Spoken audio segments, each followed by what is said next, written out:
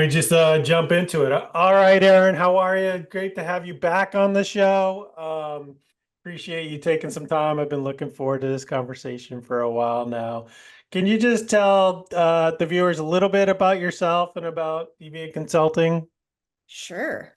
Um, Thanks for having me. This is always so fun to do this with you. I appreciate it. I am Erin Hulse. I'm CEO of Deviate Consulting. I am based in Indianapolis, Indiana. I started Deviate in 2015, so it's been almost 10 years, which is crazy.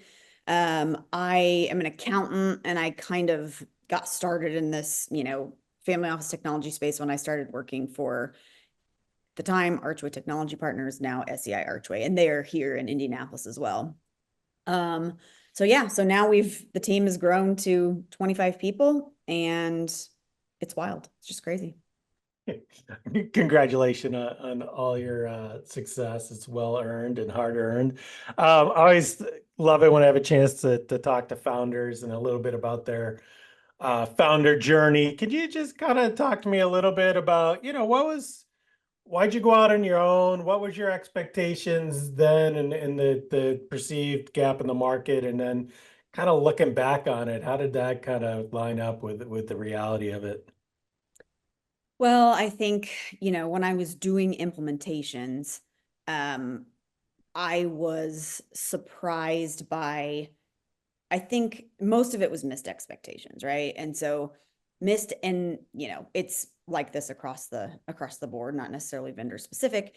You know, Clients don't know maybe exactly what they're buying. And then once they buy, it comes to me as an implementation person, and then I have to break the bad news of, eh, kind of does that, kind of doesn't Yeah. do that, and so that's not something that people want to hear, especially when they're spending $150,000 a year on a software product. Um, and they just did not know how to prepare for the implementations. I mean, just because you don't know what you don't know and you don't realize what a big lift it's going to be.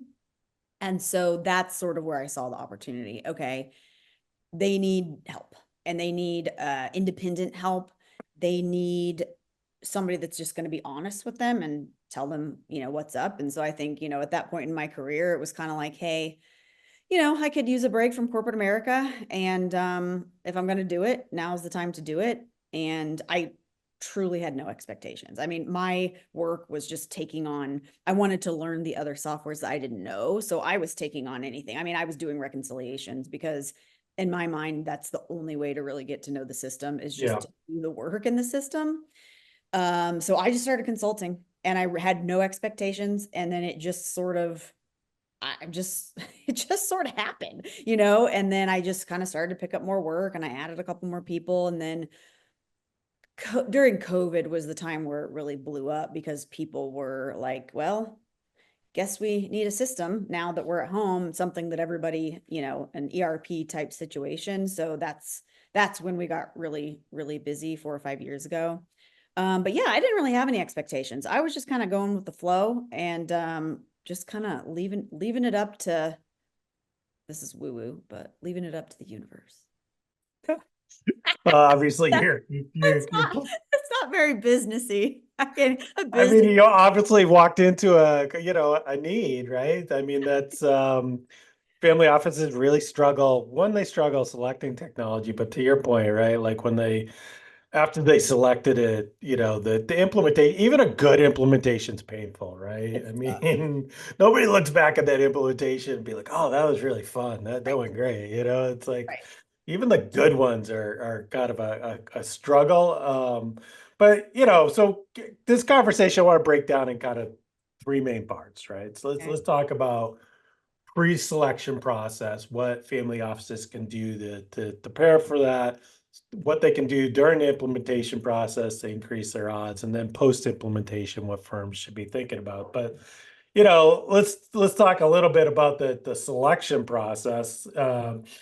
Why do family offices struggle so much with the selection in terms of what is the kind of the common mistakes that you're seeing, and then also just kind of touch upon the value that bringing in outside help can provide in that particular stage of the selection of the software development implementation. I think for the selection piece, it's simply that people are doing a job on top of a job and they don't have time to focus on it fully. I think that's the biggest problem, especially when I see more often than not there isn't really a huge push from the top. It's somebody that's sort of, maybe the I don't know, whatever, controller or CFO that's saying like, okay, we need something. They are sort of having to try to convince the family or, whoever, board, whatever it is, that they need something. So not only are they trying to push for that themselves, they may or may not get support. They're just so busy and it's exhausting, to go through demos and Yeah. remember what vendor did this. And so I think part of the issue is you just simply get tired. And so you don't push forward as much as you should on like digging into the demos, and 2 demos is not enough, but I'm really freaking tired and this has been Yeah. taking Or 3 they're months. watching a demo and they're trying to respond to 5 emails at the same time. Exactly. And it's just Yeah. exhausting. And also, I think a consultant will help on a few things. Like number one, as a client, the vendor will make you feel like, okay, we've had 3 demos, now it's time to decide. Well, you can have 26 demos if you want 26 demos. So just making them feel comfortable enough to ask, like Yeah. ask for more demos. If they want to work with you, they'll give you more demos. If they get fed up with you, clearly they're not the person that you want to work with anyway. And just really digging into the granular areas. And if it takes, like I said, 10, 15 demos, it is what it is. Because if you process a lot of capital calls, you need to see exactly how that is done. And so they should have to prove it out to you. So I think some of it is just insecurity about like, I don't know, can I ask them this? Is it too much? And so I think consultants can help push forward on that, knowing what's appropriate. Yeah. No, I know you're a big believer in the use case, right? So Yes. tell me about that. What have you seen with success with that? Why do you feel like UK use cases are so important in the selection process? So a good example would be I had a client who had purchased a system, and one of the first things we were talking about was AP. And I said, well, the system doesn't move money, right? Like you can't move money from the system.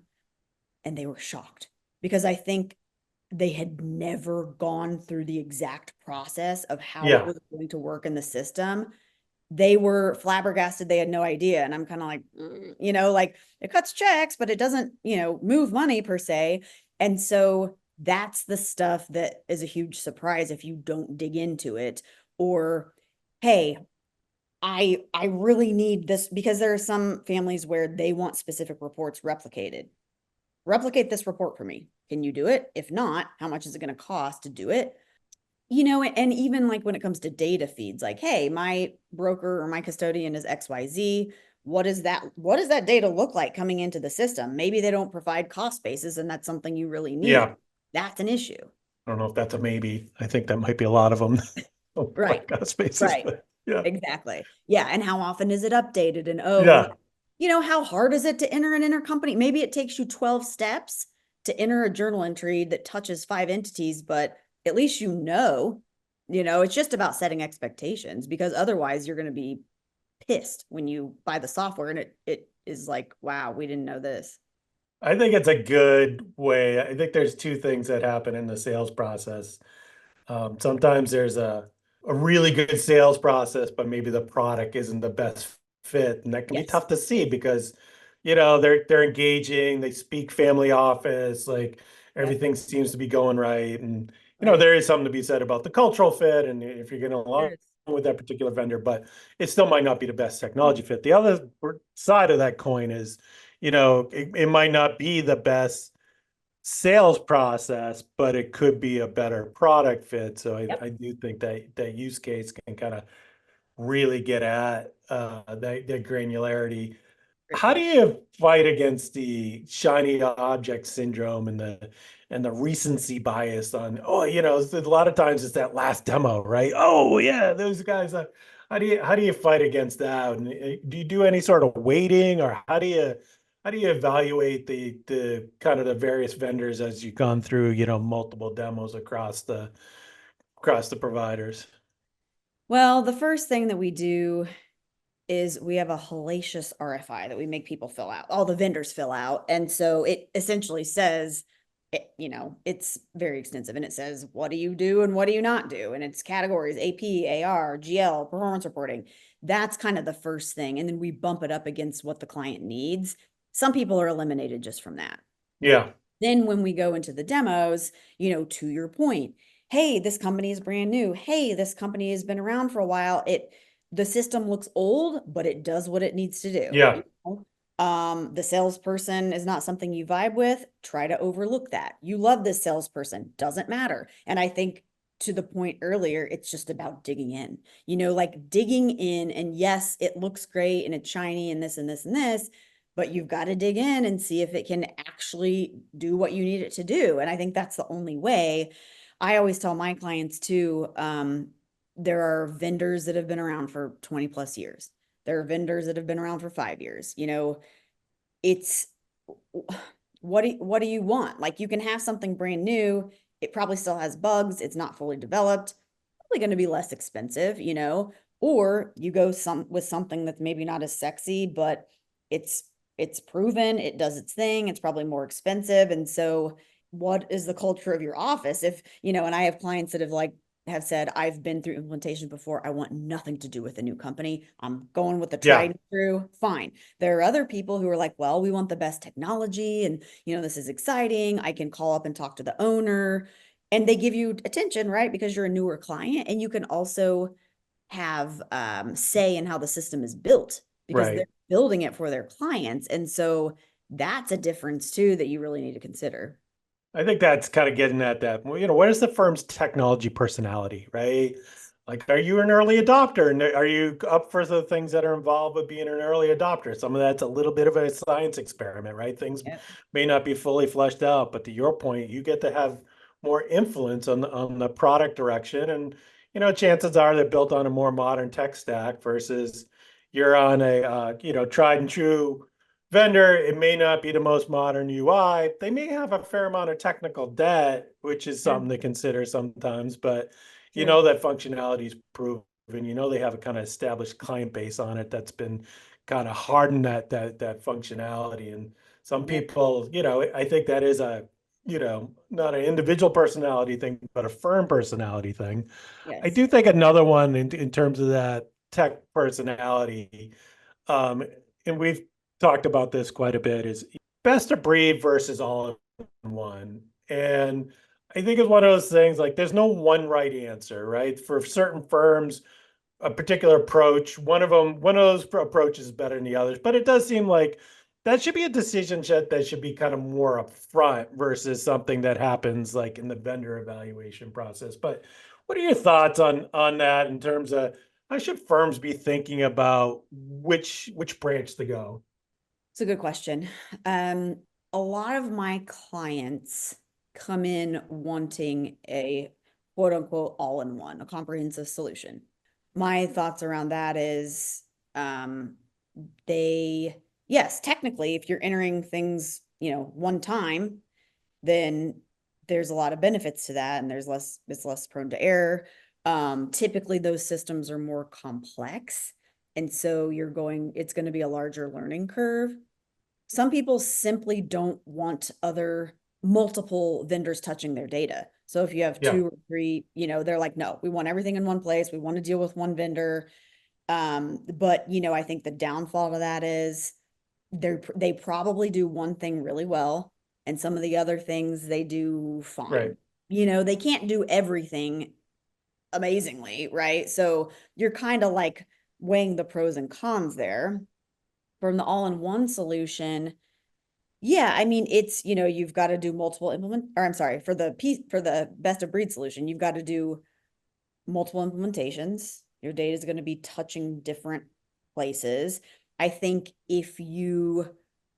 typically for us, if the firm is more accounting focused, the all-in-one solutions have been more popular. If the firm is more performance reporting focused, there's sort of like a split over, the larger firms have a full accounting team and they have a full investment team. And so then both of those teams are running kind of their own system. Yes, they can talk. You have to have collaboration between those teams too, but that's kind of the breaking point of how I see, the selection going. Yeah, I think that's a good point. Like, who's driving the buying process, right? If the accounting team's buying the driving that process, then they're going to be more GL centric, and a lot of those all-in-ones tend to be GL based at the Yes. core. Yep. I think your point's valid too. If you get into larger firms that really have kind of a kind of fully established investment function, a fully established to try to get a GL to produce a performance report or get you to slice and dice your investment portfolio the way you want to see it can be a challenge, and likewise same's true for getting an investment reporting system to kind of come up with a balance sheet, right? So Right. the best of breed can be a particularly good approach if you have more established kind of functions, maybe a larger family office for that. That's right. So I think that makes a lot of sense. Let's shift gears a little bit from the selection process, talk about the implementation process. What can firms do to better prepare, regardless of what they select? What can firms do to better prepare themselves for an upcoming kind of change in their tech stack and upcoming implementation? If if there's a client that is doing things on their own without a consultant, you really have to talk to references about that implementation and just glean as much information as you can. Like, how long did it really take? How many people did you need? How many hours per week? What was the hardest part? What do we need to know? What did you do wrong? What do you wish you would have done better? All of that stuff, like grilling references to try to figure out that information would help you prepare. If you're using somebody like us, we do what's called an implementation boot camp, where essentially when you go to sign the contract, the time that it takes between, okay, we're going to sign a contract to signing the contract is typically like 6 to 8 weeks. People never believe me on that. They're like, why? That's absurd. And I'm like, just trust me, it just does.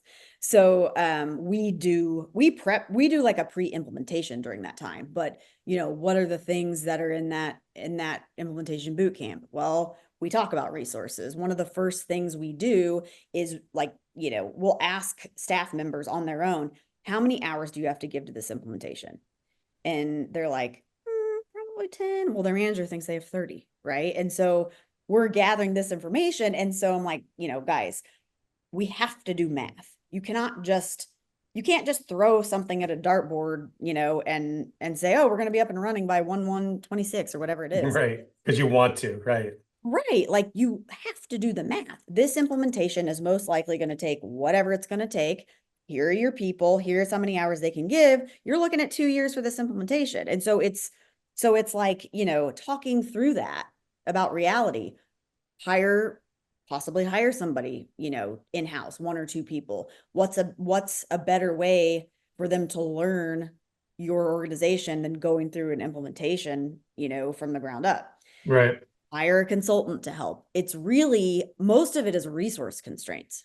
And What then, about data? Because that's another thing that we see a lot of times with implementation is that the client's like, oh yeah, and then they give you the data, and the data, especially the older the data gets, the worse it is, and it's not consistent across the time series, and yet there is this kind of clinging on to, oh, I gotta have, like, since inception, I gotta have that right.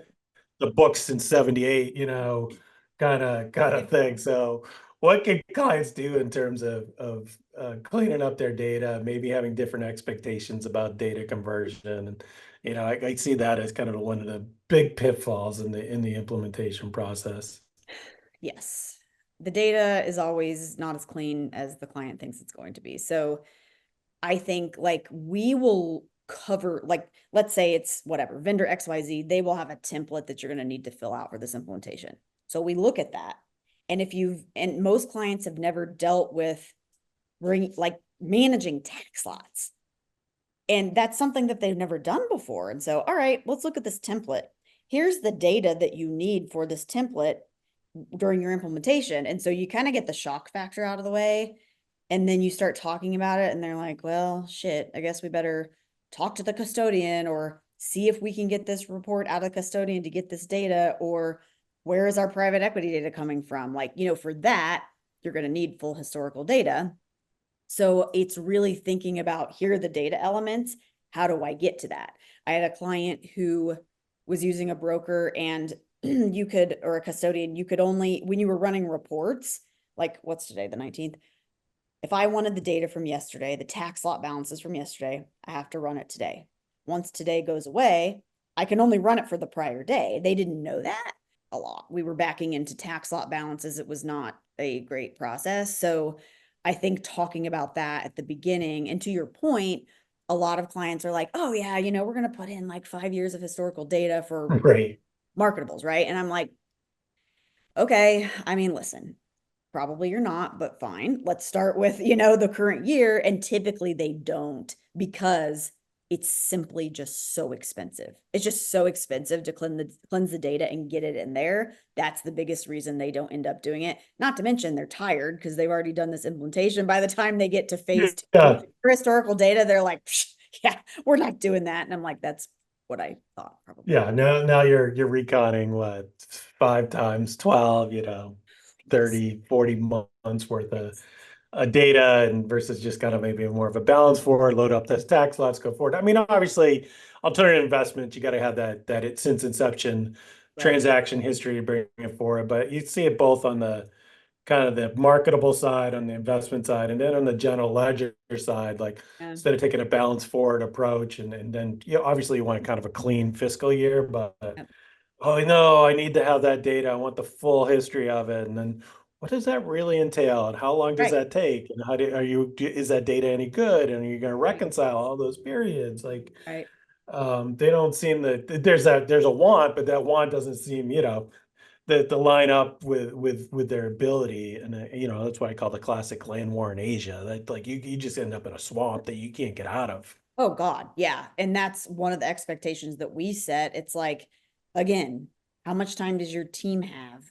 Because there's some, for family offices that have been around for a while, there are certain people that in that office that know everything from the past Yeah. 20 years, Where all the It's bodies like, are buried, right? exactly. And it's like, well, guys, we got to reconcile literally everything. What is this AP balance has been in there since 2006? Oh, well, and then you got to debate over what to do with that, right? And like they just Yeah. looked at it.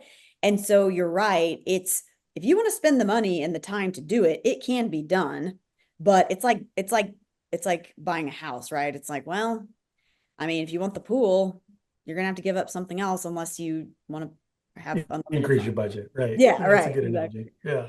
Just gotta wrap it, on the adoption. What are the top 3 things that a family officer can do to make the implementation easier? Realize that you're going to need more resources, be willing to spend the money to do it, and take the time to figure out what is involved at a granular level. What about, so when firms are adopting new technology, bringing new systems, obviously they have certain requirements that they need to meet, like operational requirements. But how do you balance that against this is the way we've always done things, and the kind of challenge that assumption about really should you do that on the new system? You have new capabilities, new Right. workflows. How do you balance that? There are kind of, operational requirements that they have that are legitimate versus the kind of resistance to change, and this is the way we always done it kind of mindset. Yeah, I mean, I think that starts with evaluating the staff. So I had a client, I don't know, last year, a couple years ago, and like during the interview process, there were some people that were close to retirement. And I'm like, and they had been using QuickBooks for 20 years because it's a huge mental shift on how these new systems work. And I said, are you going to do this implementation? Do you want to? Are you going to use the system? No, I have no interest in that. Great. I wouldn't either if I was retiring in a year. Right. So, I mean, if that's the case, and that might not be the case for all family offices, but it's really looking at the staff. What are their mental states? Do they want to do this? Are they going to retire soon? Are they against doing it? And then it's sort of dealing with that on an individual basis and kind of it's a little bit of a little bit of therapy, I guess, because it's a big shift. So, Right. and I think that entails having direction from the top, because a lot of times it's weird. It's like they want to change, they know they need to change, and somebody's kind of driving it, but they're not, and they don't have time. And it's like, okay, well, if your superior isn't driving it and saying this is a priority and this is what we're doing, we're going to help you, we're going to train you, we're going to, shift your mindset, no one's going to do it because it's hard. I mean, Right. Change is hard. Right. yeah, I mean, if you don't have support and backing from the top and energy from the top and motivation from the top to coach others, I mean, no one's going to be motivated to do it. Yeah, it is. I mean, I don't care what it is, like technology, personal, like change is hard. And I think one is kind of recognizing kind of those biases to the comfort of doing things the way versus maybe there is a better way. And I think that's again back to, bringing in an outside perspective, Yeah. whether that's, through bringing in a consulting firm that can help with that quite a bit, or even kind of bringing in new employees with different perspectives, and they don't necessarily all have the same background. Maybe somebody's more of a computer science versus an accounting type of background can help out with that as well. But just kind of recognizing the fact that change is hard. People need support during that process, right? That Yep. you're talking about human beings. You're not talking about, X's and O's on this type of thing. So, Right. what are some of the other things that firms can do to make the adoption of technology easier and increase their odds of success?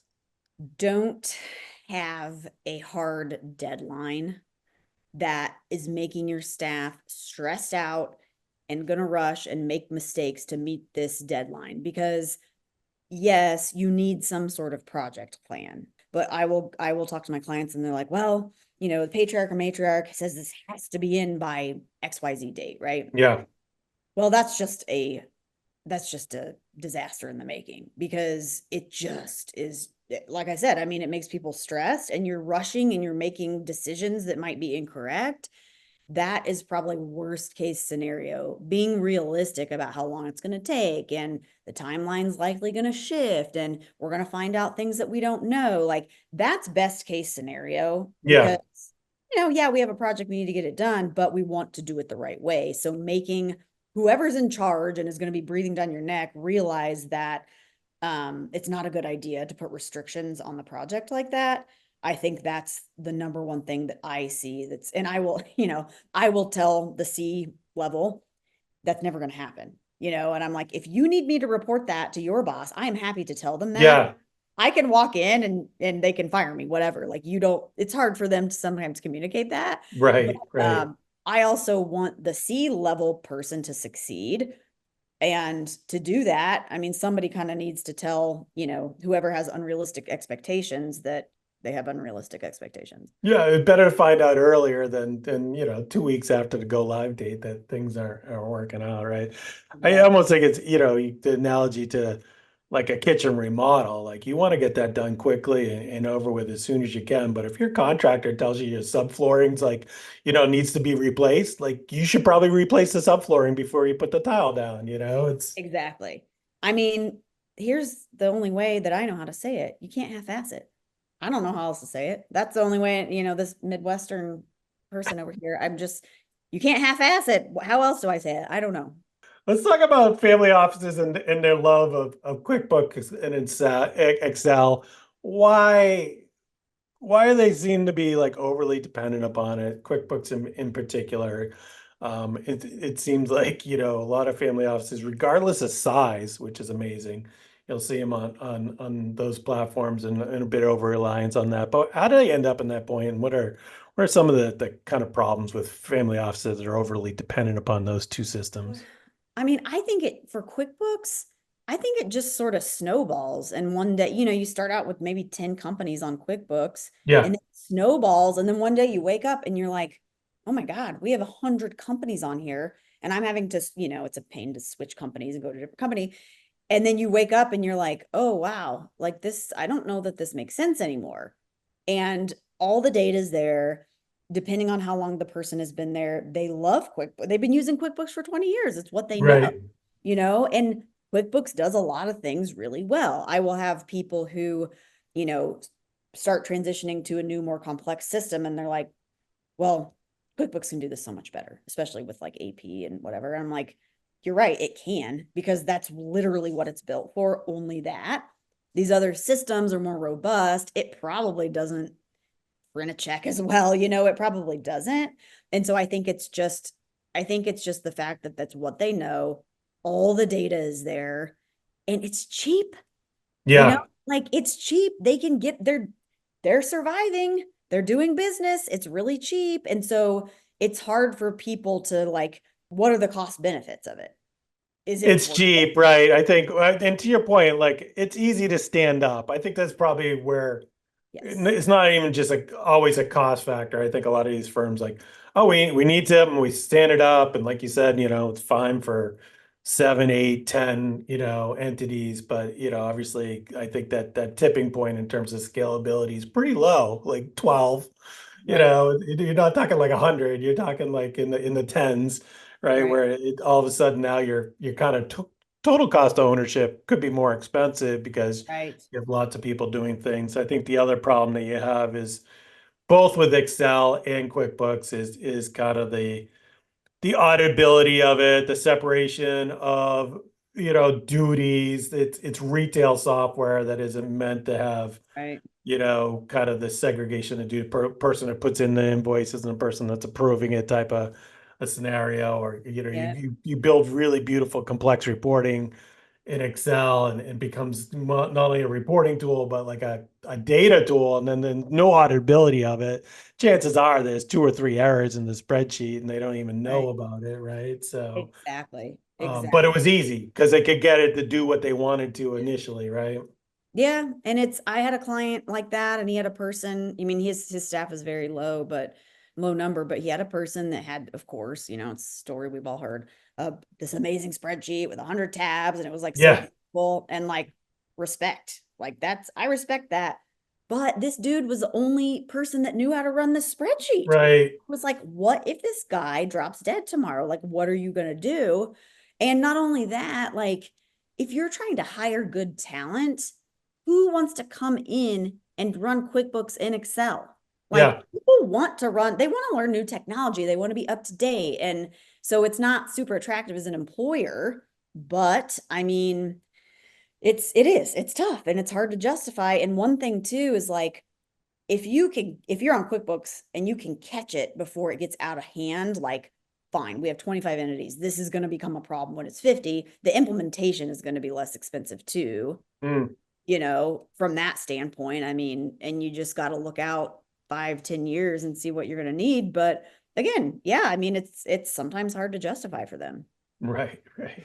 So let's just wrap it up this great conversation here, Aaron. Just kind of a little bit more on a personal note. We've had a chance to talk about travel for a bit. I know you got a big trip coming up, but what has kind of been your best travel experience to date? Ooh, that's a tough one.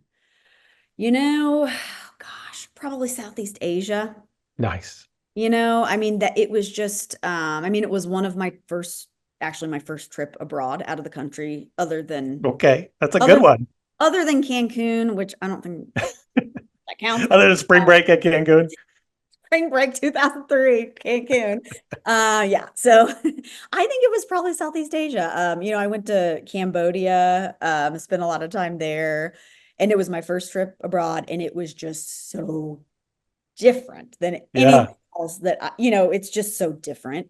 And that's probably my top trip, like a close second so far would be Japan. Was not on my bucket list. I yeah. went and I was like, I'm going to move here. I'm moving to Japan now. And then probably a third would be I did like a Machu Picchu type hike, 7 Nice. hike thing. Yeah. And that was Yeah. like those are probably top three, but I think Southeast Asia was still probably my top. Uh, I want Yeah. to go. I haven't been to Asia. I haven't been to Japan. It's definitely on my list. I would have to say probably maybe there's a little bit of recency bias, but it was still fabulous. We had the fam went to we went to Italy this early summer and had a chance to go to Capri. I mean, Italy's I think yeah, I love Europe. I think Italy's the best part of Europe. Uh-huh.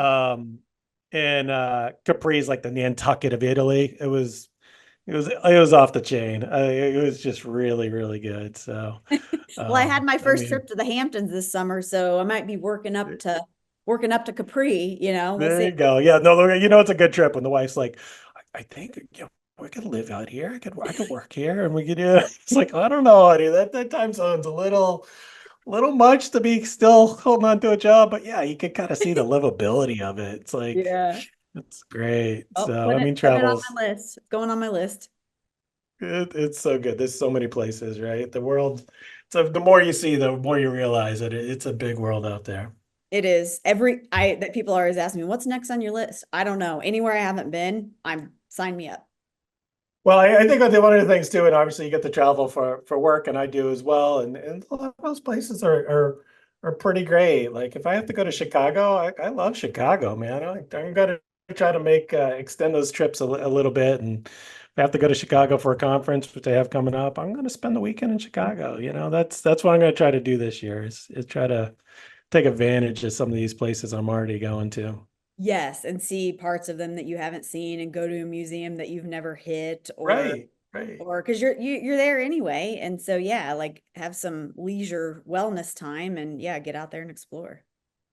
All right, Aaron. Well, I appreciate the insights. Always a great conversation, and looking forward to our next chat already. Thanks, Mark. I appreciate it.